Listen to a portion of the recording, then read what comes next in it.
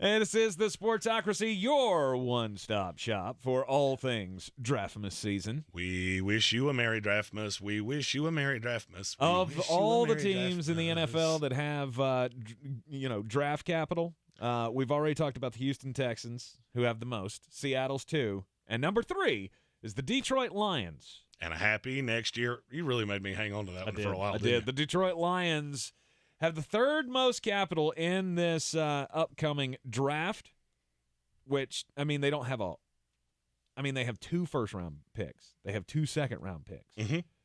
Yeah, they're doing real well. Yeah, they're doing quite nicely in the draft capital.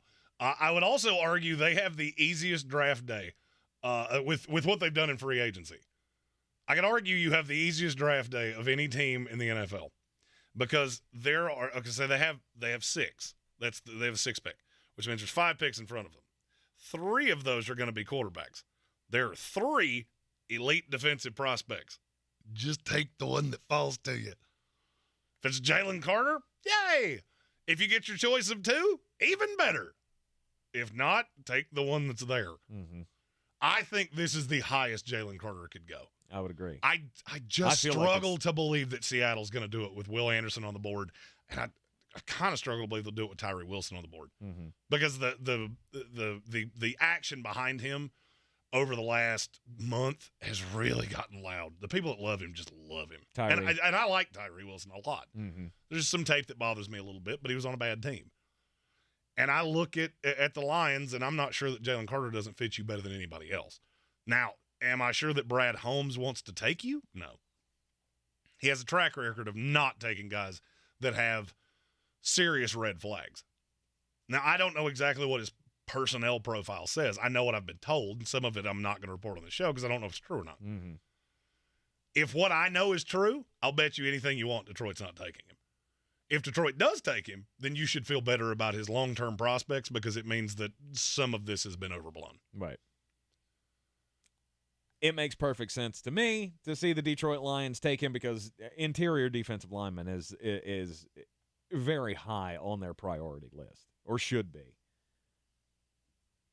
And if it's not him, then what? You go Tyree Wilson?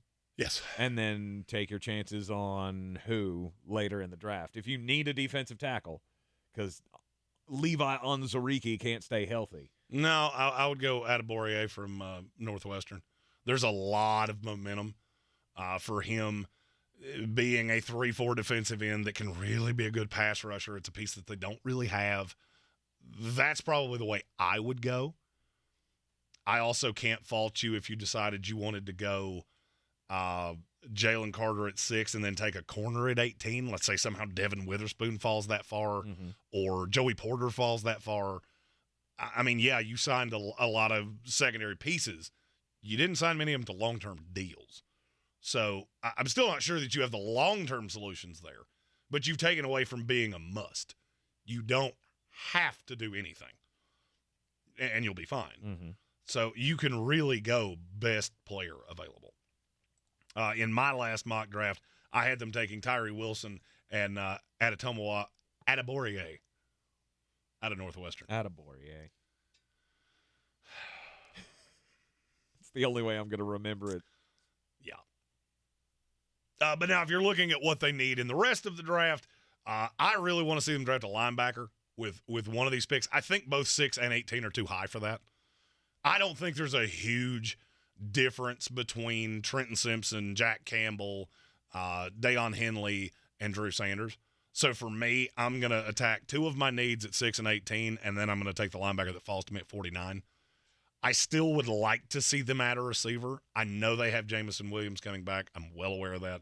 That's not – I think there needs to be another piece. And here's something I never thought I was going to say out loud. The Detroit Lions have done such a good job of addressing their needs that you don't have a ton of them. The offensive line is really good. Mm-hmm. I'm not a huge Josh Reynolds guy. I'm just not. I never have been. I think he's a legit 4.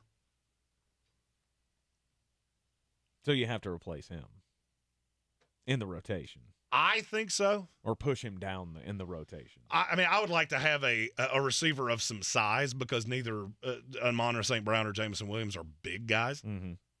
And Lions fans love saying, we got more production from our tight ends than anybody else. Yeah, Brandon Zylstra's not that good. So if they decided to go that route, I wouldn't mind that either. This is a really deep class of tight ends.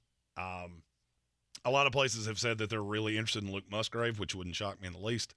So who is that big-bodied receiver? A.T. Perry is the one that I would be. That's who I would be after. Because just think about him. Think about A.T. Perry on the other side of Jameson Williams and Amon-Ra St. Brown. Because you're going to have to leave him one-on-one all the time. Mm-hmm. And that's, to me, that's rather intriguing. That's kind of how you want it. Mm-hmm. So tight ends on the board, wide receiver.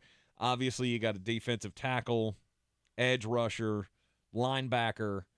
I would love to see all of the positions that I've already said. I'd also like to see a safety at some point. Not necessarily I have to do this. I like Kirby Joseph a lot, a kid that they took last year. I wouldn't mind them pairing him with another member of the Illinois Fighting Illini in Sidney Brown. Mm-hmm. I think that really solidifies your safety tandem for a long time. Because Tracy Walker he's fine. He's fine. I don't think there's anything to write home about. This C.J. Gardner-Johnson will play a lot of safety. Yeah, he's going to play a lot of slot. That's. I mean, he's going to roam around and do. I get that, but the best way for him to make this defense better is to be. Yes, I could be a roaming safety against teams that are not great in the slot, and when I play a team that has a legit high-end slot receiver, that's where I spend most of my time. Mm-hmm. And look, Aaron Glenn wants this defense to be multiple. And, I mean, I feel like you hit a home run with Aiden Hutchinson last year. I feel like you hit a home run with Malcolm Rodriguez. And now you need 2 or 3 more of those in this draft. Mm-hmm. As he said, the Detroit Lions do not have gaping holes. No. That they need somebody. Brad Holmes has done an unbelievable job with this roster. I would have thought, before they made the move, bringing in David Montgomery, running back would have been on the list, but that's now off the table. I mean, you might take one in the 6th round. You think? John Robinson looks awful good on this team. I'm just saying. If he falls to 18, don't be shocked. In my last we mock can move draft, one of those other pieces. Yeah. If in my last mock draft, there's a reason that Philadelphia traded up to 17 with Pittsburgh Steelers. Mm-hmm. Because he was not getting past Detroit at 18. Yeah, David Montgomery, it's adorable. You can get out of that deal in a year. I don't foresee him falling that far. I don't but either. If he does, that could be a name on the board. But other than that, it's not going to be a priority. Well, it's not a priority. It's just hey, if this kid falls in your lap, would you rather take a defensive tackle with one of those second-round picks, a linebacker with one of those second-round picks, and you take a little bit of a luxury with the running backs? Big Noriega said, crazy how you talk about Detroit and never bring up James Houston. Yeah, I really like to see a guy play more than 200 snaps, but he's a good player as well. Mm-hmm. I mean, I've mentioned him every other time we've talked about the Lions, so it's all right. I mentioned 2 players on the defense. If you want me to go down the 2 deep, I can do that, but it's. But if he was that good, would they have? He's a situational pass rusher. Oh, okay. I mean, that's what he is. He's never going to play as a 3-down edge guy. I mean, he's a good pass rusher. But is that going to preclude them from taking Tyree Wilson? No, it's not. And then you got 3 in a rotation. So, I mean, there's a reason they're attached to Will Anderson. They're attached to Tyree Wilson anytime somebody talks about it. And that wasn't a shot at him. People do that to me with James Houston all the time. Mm-hmm. It's not that I'm trying to devalue him. It's just he's a situational pass rusher.